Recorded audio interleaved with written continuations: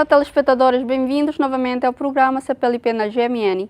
Como já sabemos, este programa tem como objetivo apresentar-vos as últimas informações ocorridas na comunidade dos países de língua portuguesa. Iniciamos com a primeira informação.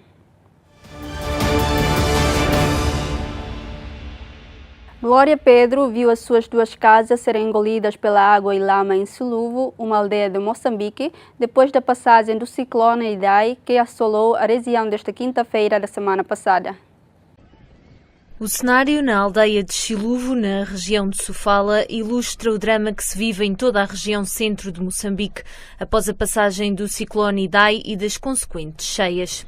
As casas foram engolidas pela lama e pelas pedras que vieram da montanha, depois de, no passado sábado, se ouvir o que pareceu ser uma explosão. Eu estava ali na Machamba, programa Saroca.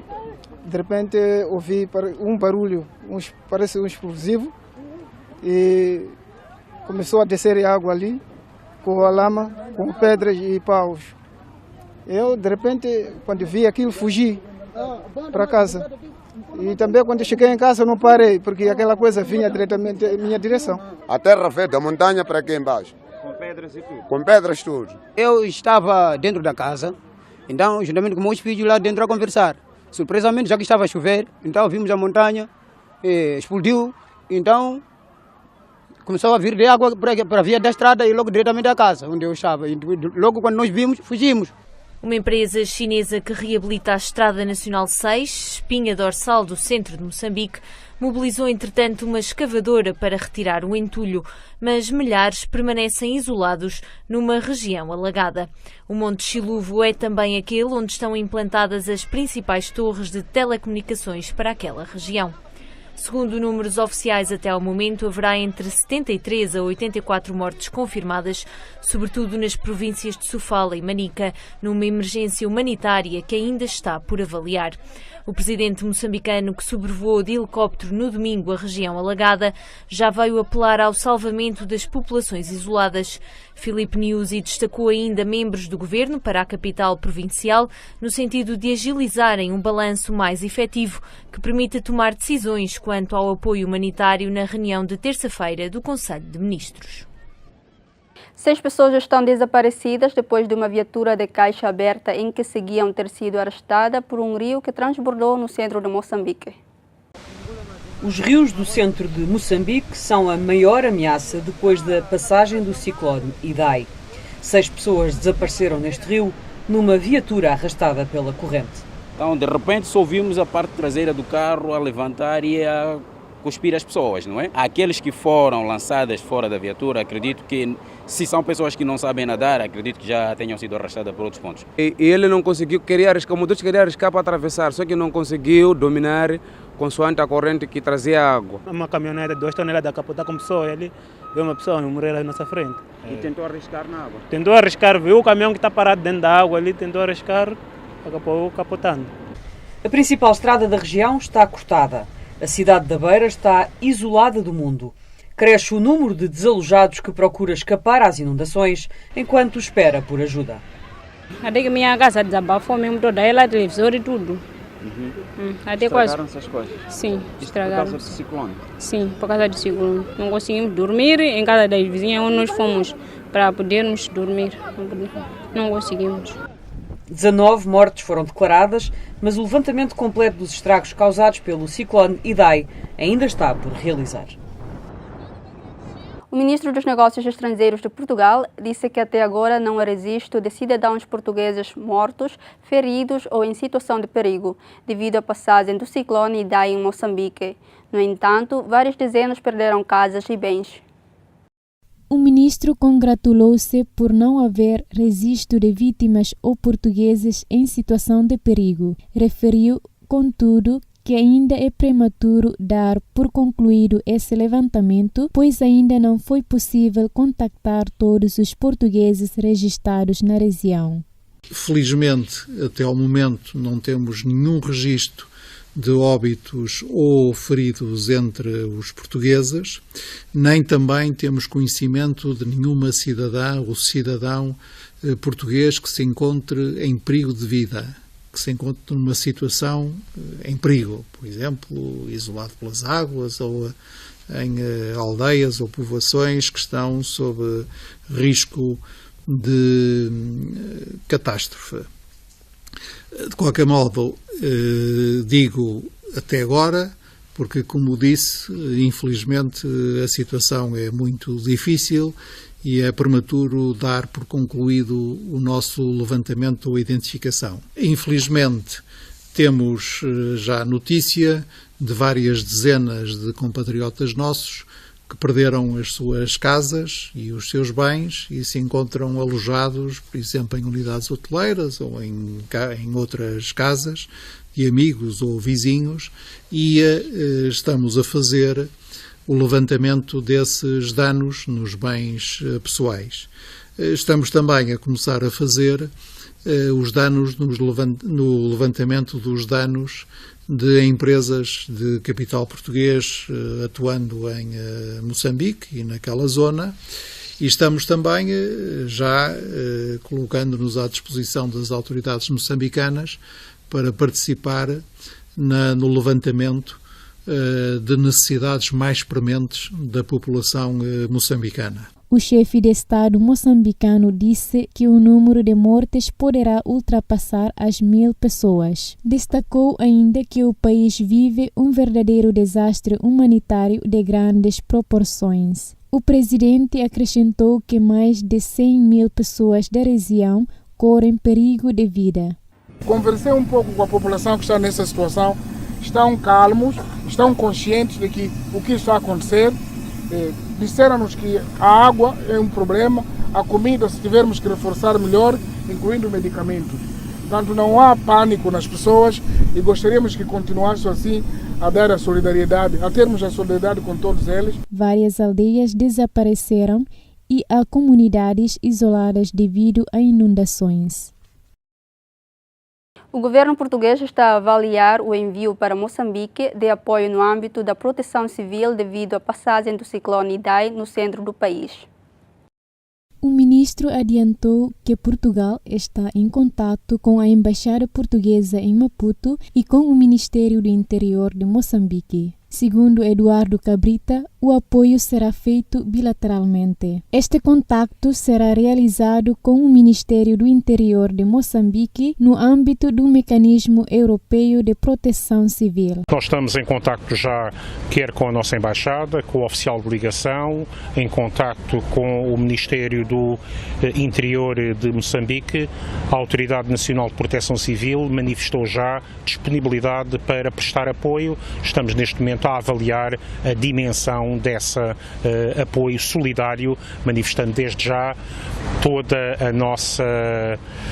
as nossas condolências relativamente às vítimas e a nossa inteira disponibilidade de solidariedade com o povo irmão de Moçambique. No âmbito do MIC ou bilateralmente? Agora... Bilateralmente, no âmbito do MIC, sendo ele operacionalizado, mas também bilateralmente, daí o contacto que já os fizemos com o Ministério do Interior de Moçambique. O ciclone, com fortes chuvas e ventos até 170 km por hora, atingiu na noite da passada quinta-feira a Beira. Deixou cerca de 500.000 residentes sem energia e linhas de comunicação. Os números do governo de Moçambique estimavam inicialmente que 600.000 pessoas tivessem sido afetadas, incluindo 260.000 crianças. O presidente moçambicano Filipe Nyusi declarou que o número de mortes devido ao ciclone Idai poderá ultrapassar as 1.000. Assinalou ainda que o país vive um verdadeiro desastre humanitário. Os apoios, pedimos aos nossos amigos, temos meios, alguns estão a chegar agora, estão no Maputo, e também tem pessoas voluntárias que vieram, incluindo médicos. Portanto, há quem diz, por que vem pessoas de fora? Aquele tipo de trabalho eles sabem fazer, incluindo não é para pagar, são apoios que os amigos estão nos a dar. O chefe da diplomacia portuguesa afirmou que até o momento não houve registro de cidadãos portugueses mortos, feridos ou em situação de perigo. Porém, frisou que várias dezenas de pessoas perderam casas e bens. Vários órgãos de comunicação social angolanos consideraram que as falsas notícias podem ser acauteladas, defendendo a verificação e fundamentação das notícias que circulam, sobretudo nas redes sociais. É uma questão muito delicada e muito complicada às vezes de lidar. Nós temos de ter sempre a preocupação de checar sempre aquilo que nos chega, porque na ânsia de querer comunicar, de querer informar primeiro, podemos cometer erros. E nós aqui na televisão pública de Angola, claro, não estamos alheios a isso, né? Tudo que nos chega, todos nós estamos, as redes sociais tomaram conta hoje do cotidiano da nossa profissão. Há todo um cuidado que tem que haver em checar tudo que nos chega e, portanto, aqui na televisão pública de Angola, nós, a Direção de Informação, há todo um cuidado que tem que se ter para, de facto, evitar que lancemos para o ar notícias que depois não são verdadeiras, enfim. Mas eu sei que a questão das fake news é uma matéria que preocupa não apenas, certamente, os jornalistas angolanos, mas é uma matéria que preocupa, enfim, grande parte dos países, não é? Vivemos numa era de globalização da democracia, a globalização da informação, a aceleração da informação e muitas vezes essas questões, notícias falsas, notícias boato ou mugimbos, como é a terminologia que nós usamos por aqui, são divulgadas sem, enfim, e depois acabam, a mentira de tanto se falar dela acaba por se tornar verdadeira. Mas eu sei que é uma matéria que preocupa de facto os Estados, que os países e os ministérios da comunicação social dos respectivos países, sobretudo nos países democráticos, onde agora com a proliferação das novas tecnologias, da internet, a aceleração da informação, enfim, preocupa no sentido de sensibilizar os jornalistas para que tenham cuidado na produção de notícias e, de facto, quando as divulgarem, essas notícias que são divulgadas sejam devidamente fundamentadas. Um dia antes do seu encontro com o presidente dos Estados Unidos da América, o presidente brasileiro Jair Bolsonaro agradeceu a Deus pela sua eleição. Bolsonaro disse ainda que foi vítima de notícias falsas contra sua campanha. Trump, que critica repetidamente o que chama de mídia falsa, encontrou-se com Bolsonaro na Casa Branca. Os dois líderes realizaram uma conferência de imprensa conjunta no Rose Garden. Primeiro, por eu estar vivo, depois de um atentado ainda não elucidado. E depois, um outro milagre, por ocasião das eleições. Grande parte da mídia brasileira também contra nós. Não tínhamos tempo de televisão e só arranjamos um partido político 6 meses antes. Porque a política no Brasil, eu acredito que ela tem muito a melhorar. Mas a guinada, entre outras, dos Estados Unidos, temos que resolver a questão da nossa Venezuela. A Venezuela não pode continuar da maneira que se encontra. Aquele povo tem que ser libertado. E acreditamos e contamos, obviamente, com o apoio norte-americano para que esse objetivo seja alcançado.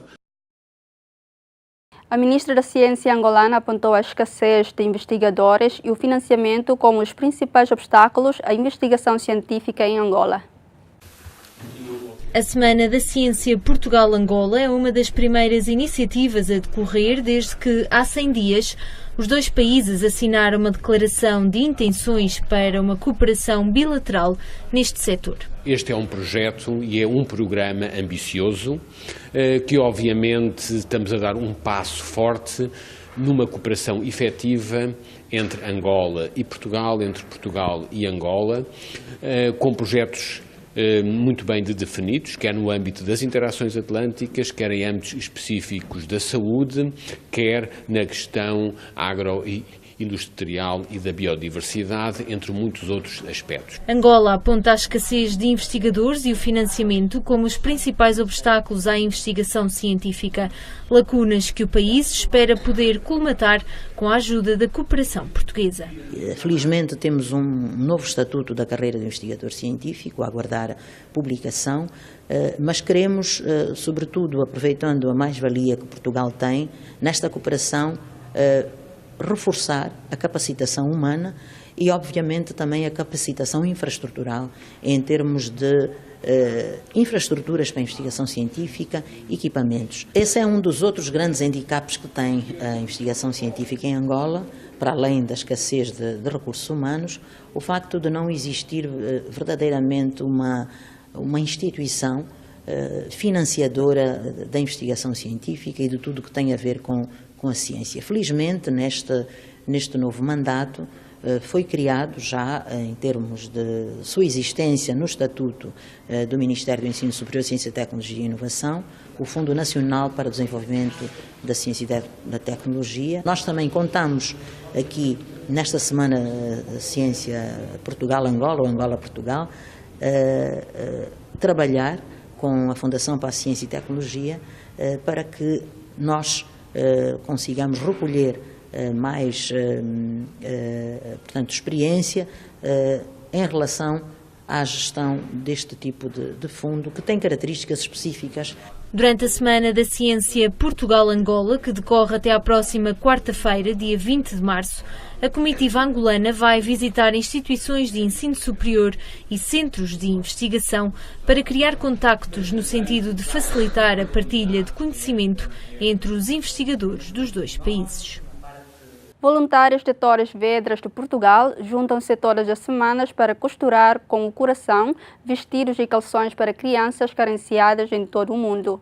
Esta iniciativa dá sentido à expressão em Swahili, Maimoyo, o nome da ateliê de costura solidária. Cada vestido confeccionado pelas mãos dos 25 voluntárias sai com um bolso em forma de coração. Esta foi a forma que o grupo encontrou para demonstrar a solidariedade e identificar os seus donativos. O ateliê Maimoyo, que significa meu coração em Swahili, foi criado em junho de 2017 por Sofia Figueiredo. É um dos 20 ateliês de costura solidária existentes no país a colaborar com o programa internacional Dress a Girl Around the World. Além dos vestidos para raparigas, estas voluntárias confeccionam também calções para os rapazes. Além dos encontros da segunda-feira no ateliê, grande parte das voluntárias costura em casa e traz 12 ou 20 vestidos feitos. A maioria são pessoas em atividades profissional ou reformadas. Eu, quando vim viver para Torres Vedras, quis abraçar um projeto de voluntariado. Falaram-me do projeto Dress a Girl, eu fui pesquisar, achei o projeto muito engraçado. Eu comecei a praticar, a ver se ainda tinha jeito para começar a fazer alguns vestidos.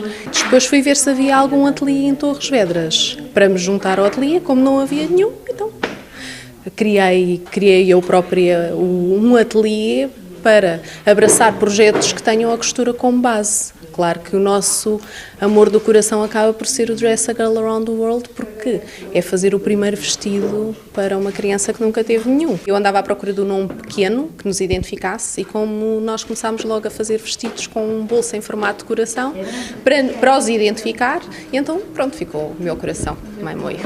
Nós começámos para aí com umas 5 ou 6 voluntárias numa fase inicial, éramos pouquinhas e agora já somos mais de 25. Eu venho para aqui para não sentir tantas saudades do meu filho. Foi trabalhar para o estrangeiro. Um dia, passeando na internet, vi um vídeo da Sofia, onde ela falava do projeto e então pensei, olha, é a solução. Há 9 anos que deixei de trabalhar, tinha um estabelecimento e, entretanto, vim para casa. Sempre gostei muito de trabalhos manuais e ocupando o meu tempo nisso, não é? Mas aqui é um trabalho diferente, um trabalho que é gratificante, não é? Que não só me ajuda a matar essas saudades, não é? Como quando vejo o meu trabalho no corpo daqueles meninos, fico muito, muito feliz por isso. O que me motiva é conhecer a realidade das crianças a quem depois são feitas as entregas, não é? Saber as necessidades que têm, e isso é uma motivação. Outra motivação é porque passo muito tempo sozinha, porque como o meu marido está lá em Angola praticamente o tempo todo, e eu vou para lá 2 meses, depois volto, porque os vistos também não me permitem estar mais tempo, volto, estou 2 ou 3 meses cá. E é uma forma de eu me sentir útil e acompanhada também. Aprendi a costurar, entretanto levei uma máquina para Angola, mas lá nos mercados e assim lá encontro os tecidos africanos, escolho aqueles que eu acho mais adequados e vou fazendo lá também para estar ocupada lá também. Acaba por ser muito gratificante poder ver a alegria no rosto das crianças quando lhe entregamos quer os vestidos, quer os calções aos meninos. É muito gratificante, no entanto é muito emotivo tomar conhecimento das realidades em que eles vivem. Esta ONG, a Rabi, onde eu tenho feito entregas ultimamente, as crianças nem têm escola. Praticamente a única refeição que fazem por dia é esta ONG que a fornece. O ministro do Estado da Habitação e Desenvolvimento Urbano da República da Irlanda, Damien English, visitou na passada segunda-feira Timor-Leste com o objetivo de fortalecer laços de amizade com o Estado timorense. Segundo o ministro, esta visita surge no âmbito da celebração do Dia do Padroeiro São Patrício da República da Irlanda, que decorre no passado dia 17 de março. O governante irlandês disse que a discussão com o Estado timorense incidiu sobre o desenvolvimento das áreas da ciência e inovação. We've had a lot of shared history over the years, and certainly as a young politician in Ireland, growing up, we're very familiar with the story and with it. Sinto-me muito honrado por visitar Timor-Leste. Já partilhamos muitas histórias com o povo timorense. Nós conhecemos muito bem a história de Timor, nomeadamente nos últimos 20 anos. Durante esta semana, nós, o governo irlandês, efetuamos esta visita a Timor-Leste no âmbito da celebração do Dia do nosso Padroeiro São Patrício. Esta visita serve para encontrarmos os nossos parceiros comerciais e amigos. É um momento oportuno para me encontrar com o Presidente da República e Primeiro-Ministro timorense para falarmos sobre as áreas de cooperação, nomeadamente a inovação, ciência e pesquisa. Já o ministro dos Negócios Estrangeiros e Cooperação timorense, Dionísio Babo, destacou a importância deste encontro e salientou que foram discutidos vários assuntos no âmbito da cooperação, como a agricultura, educação, ciência e tecnologia. Em matéria da República Irlanda, é amigo desde que antes de se dar Como nós sabemos, a República da Irlanda é um Estado amigo de Timor-Leste que nos apoiou muito no processo de independência de Timor. Por isso, hoje falamos aqui sobre a questão dos cidadãos timorenses que trabalham na Irlanda e abordamos igualmente as áreas prioritárias que podemos cooperar com eles, nomeadamente a educação, a agricultura, a ciência e tecnologia. Está prevista que a visita a Timor-Leste do Ministro do Estado da Habitação e Desenvolvimento Urbano irlandês dura uma semana. A República da Irlanda restabelece as relações bilaterais com o Estado timorense e no futuro investirá na área da educação, nomeadamente no reforço da capacitação dos recursos humanos. Em declarações aos jornalistas após um encontro com o Presidente da República, Francisco Guterres Luolo, o Ministro de Estado da Habitação e Desenvolvimento Urbano da República da Irlanda, Damien English, referiu que o Estado irlandês pretende restabelecer as relações bilaterais e investir na capacitação dos recursos humanos timorenses. Na sua entrevista, o ministro salientou ainda ter ficado admirado com o desenvolvimento de Timor-Leste. So it was great to come here on behalf of the Irish government. To see the progress and the success you've had in 20 years of independence. Como membro do governo da República da Irlanda, sinto-me muito honrado por visitar Timor-Leste. Hoje encontrei-me com o Presidente da República com o objetivo de restabelecer as relações bilaterais entre as duas nações. Durante esses 2 dias, tive a oportunidade de ver progressos significativos em várias áreas de desenvolvimento. Para nós, a República da Irlanda frequentou também, no nosso passado, dificuldades para obter a sua independência. Por isso, no futuro, nós queremos continuar a trabalhar com o Estado timorense nas áreas das infraestruturas e educação, nomeadamente na capacitação dos recursos humanos timorenses através dos fundos da República da Irlanda em Timor-Leste. O ministro espera que a sua visita a Timor-Leste possa significar um passo importante na nova era da cooperação entre os dois países. No Brasil, os professores e administradores escolares regressaram à escola na passada segunda-feira após o ataque. Membros afetados da comunidade abraçaram-se e choraram do lado de fora do local onde os adolescentes foram mortos. O ataque chocou o Brasil, um país com o maior número de assassinatos do mundo, mas onde os tiroteios em escolas são relativamente raros. Um total de 10 pessoas, incluindo os 2 atacantes, foram mortos na quarta-feira da semana passada. Os alunos que morreram eram todos rapazes, entre 15 e 16 anos de idade. Os assaltantes tinham 17 e 25 anos e efetuaram o ataque com o uso de uma arma de fogo e armas brancas como machado e facas. O clima foi muito ruim. Primeiro porque eu entrei pelo lugar que eu estava no momento. Que eu estava na frente do portão da quadra. E no momento que eu entrei na sala foi muito ruim, porque meu professor de filosofia estava lá. Eu dei um abraço nele. Só que na hora de entrar e pegar minhas coisas, o Douglas, que morreu, saiu atrás de mim. Eu fiquei olhando diversas vezes para o lugar dele. Já queria sair da sala logo. Quase esqueci meu caderno ali, mas deu tudo certo. Outras das pessoas, principalmente crianças em idade escolar, foram baleadas ou cortadas. Os 2 atacantes cometeram suicídio quando a polícia os cercou dentro da escola. Chorando. Entrar na sala dela e ver os materiais no mesmo lugar, alguns cadernos com a caneta em cima. Muito difícil, mas só Deus. Os pais se abraçando, chorando com as crianças. Antes de entrar na escola, os 2 ex-alunos atiraram e mataram o tio do jovem agressor, que era dono de uma agência de aluguer de carros, onde eles roubaram um veículo. Um vídeo amador exibido pela TV Globo mostrou crianças a gritarem, correndo enquanto se ouviam tiros. Terapias assistidas por cães estão a ajudar pacientes na sua recuperação em diversos hospitais brasileiros. Através da interação entre pessoas e animais, dezenas de voluntários com cães treinados visitam instituições que cuidam de crianças, idosos ou portadores de necessidades especiais toda a semana. De acordo com Nayara Brea, coordenadora de terapia animal, os pacientes deram as boas-vindas aos tratamentos assistidos por cães. Estes acreditam que esta terapia os ajudará muito na recuperação. Os cães são treinados para interagir com todos os tipos de pessoas e devem passar por exames regulares de saúde. Cada visita dura cerca de 15 minutos e depende da situação dos pacientes. Os cães podem visitá-los no seu quarto ou, se o paciente tiver mais mobilidade, poderão jogar juntos. O primeiro-ministro português, António Costa, defendeu que a redução dos preços dos transportes não é exclusiva para as áreas metropolitanas de Lisboa e do Porto.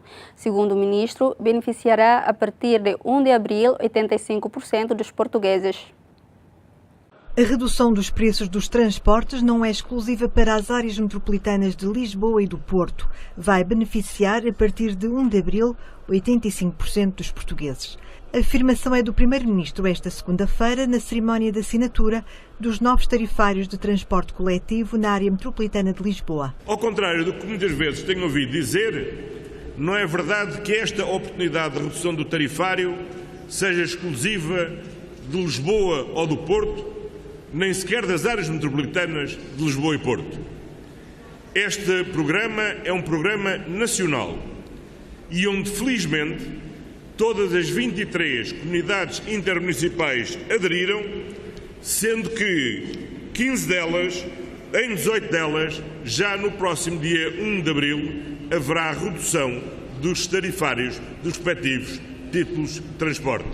O que significa que já no dia 1 de abril, 85% da população portuguesa poderá beneficiar desta redução tarifária. Já Fernando Medina quer aumentar a cota do transporte público de 25% para 35% nos próximos 10 anos. Nós definimos coletivamente um objetivo.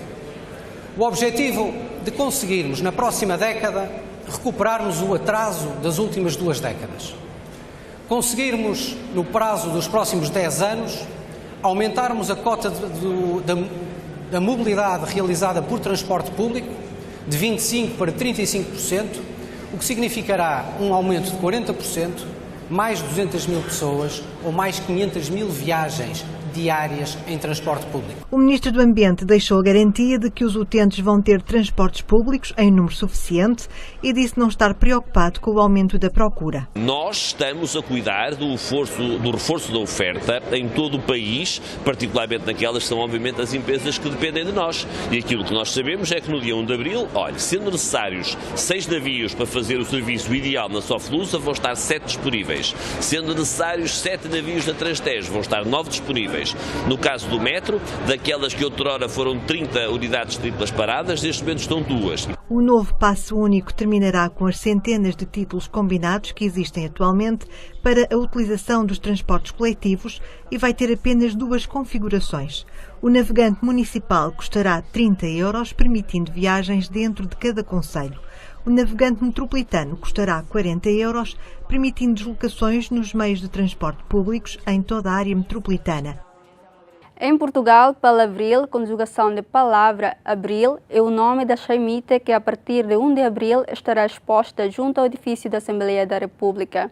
O trabalho é do artista plástico português António Colasso, numa homenagem ao 25 de abril de 1974. A partir de 1 de abril, junto ao novo edifício da Assembleia da República em Lisboa, vai estar exposta uma chaimite. Palavril, uma junção de palavra com abril, é o seu nome numa homenagem ao 25 de abril de 1974. Prestar tributo à data gloriosa que devolveu a democracia aos portugueses foi o objetivo do artista plástico António Colasso ao caligrafar aquele ícone da Revolução que pôs termo a 48 anos de ditadura em Portugal. Pensei, chegou a hora de caligrafar uma chaimite, ou seja, porque há 45 anos o que aconteceu foi uma libertação da palavra amordaçada, ou seja, as palavras que nós queríamos dizer e não podíamos. E, portanto, nada melhor do que pegar num dos ícones do 25 de Abril, que era a chaimite, cada um fica ao dispor de imaginar as palavras, as mensagens que quiser, portanto, ligadas com essa data gloriosa, não é? Bom, esta ideia tem quase 3 anos. O tempo em que o Coronel Vasco Lourenço é presidente da Associação 25 de Abril. Eu queria dizer também que sou sócio da associação. Eu tive a honra de ser um cadete no 25 de Abril. A minha unidade, a EPAM, foi atacar a televisão. Portanto, o 25 de Abril, como eu costumo dizer, está-me na massa do sangue.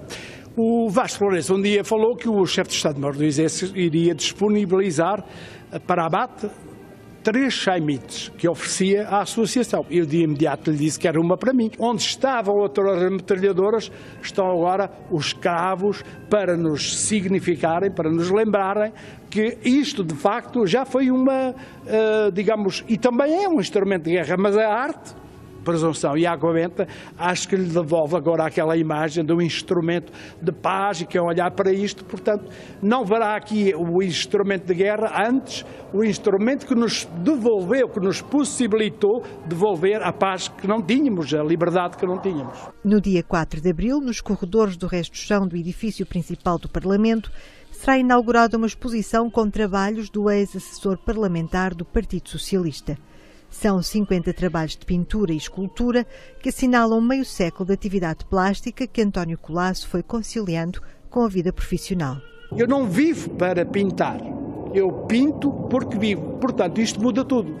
Ao longo de mais de um mês, as áreas de 2 óperas de Handel e militares e civis do Centro de Manutenção da Unidade de Apoio Geral de Material do Exército acompanharam o trabalho do artista plástico. António Colasso lamenta apenas que palavril não seja colocado onde gostava de haver, num canto junto à escadaria da Assembleia da República, por considerar que não perturbaria nada, nem mesmo a cerimónia das comemorações dos 45 anos da Revolução. A chaimite irá depois para Mação, ficando colocada numa rotunda daquela vila. Em Cabo Verde, a visita ao ex-campo do Tarrafal é um sonho que se sabe há pouco por falta de informação. Para muitos, é um sonho visitar o antigo campo de concentração do Tarrafal em Cabo Verde. Mas depois de percorrer os cantos e recantos deste sítio histórico, a experiência sabe a pouco aos visitantes. A falta de informação é o problema apontado por turistas e locais. Foi a primeira vez que conheci. A ideia que fica é que tem muito pouca informação. A pessoa, quando se desloca aqui a uma distância destas, é para recolher, sei lá, alguns dados que nos digam alguma coisa do que foi isto, do que foi o Tarrafal. Tendría que haber más datos y una información escrita de todo lo que ocurrió aquí, ¿no? Previamente. Então, há informações sim, mas realmente do início há muito pouco. É que antigamente tinha mais informação que agora. Havia imagens, fotografias. E havia mesmo peças pessoais. O antigo campo de concentração é candidato a património mundial e isso poderá solucionar o problema da falta de informação. Se fizerem aqui mais algumas coisas que ponham isto mais, sei lá, mais acessível às pessoas e com mais informação, penso que seria mais fácil até para poderem fazer essa candidatura. Ou então o próprio governo de Cabo Verde, Portugal e etc. também expandirem mais a informação destas coisas, porem agora com internet y satélites y etc. Cuanto a más información haya y proteger ese lugar para la memoria, sobre todo de los que estuvieron detenidos, torturados y muertos en ese campo. Es importante mantener la memoria. O campo de concentração do Tarrafal foi construído em 1936 e recebeu os primeiros presos políticos em outubro desse ano. Viria a funcionar por 20 anos seguidos. Reabriu em 1962 como destino para anticolonialistas de Angola, Guiné-Bissau e Cabo Verde. Ao todo, 600 pessoas estiveram presas neste campo de morte lenta, 340 antifascistas e 230 anticolonialistas. Portugal tem um fundo de investimento gerido por inteligência artificial que ganha mais que o índice de referência este ano. Mas a mão humana no processo e, segundo os especialistas, o ser humano tem sempre de supervisionar o robô.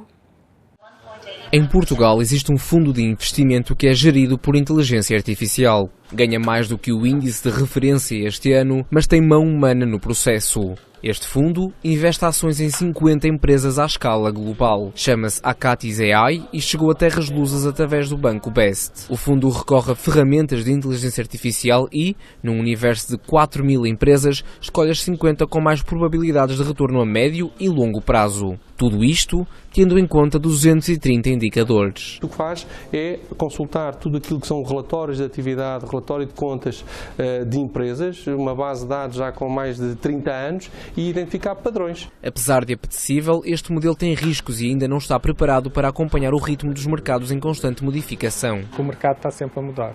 Portanto, eu tenho um algoritmo que está a funcionar, que ganha dinheiro na bolsa, mas passado 3, 4 anos, normalmente ele vai deixar de funcionar. E por isso, a mão humana faz sempre falta. A máquina trabalha, o homem garante que o trabalho é bem feito. A intervenção humana está, digamos, como que a validar, de certa forma, aquilo que o próprio modelo o identifica, embora aí também não seja extremamente crítico. Os humanos vão estar sempre a ter que fazer um novo algoritmo, constantemente.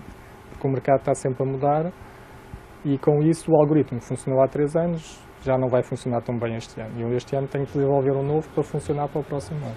Há, contudo, mais fundos a serem geridos por inteligência artificial à escala global e sobre os quais não se tem conhecimento. Existem muitos fundos, mas não são todos conhecidos. Eu acho que os melhores as pessoas não conhecem, porque esses estão nos segredos dos deuses. Em áreas como a saúde, a administração pública, a defesa e agora a área financeira, a inteligência artificial está cada vez mais presente no dia-a-dia das pessoas. A 40ª edição do Portugal Fashion na Alfândega do Porto recebeu 37.000 visitantes. Este número aumentou em relação à última edição nacional pela introdução de desfiles de moda infantil e mais imprensa internacional.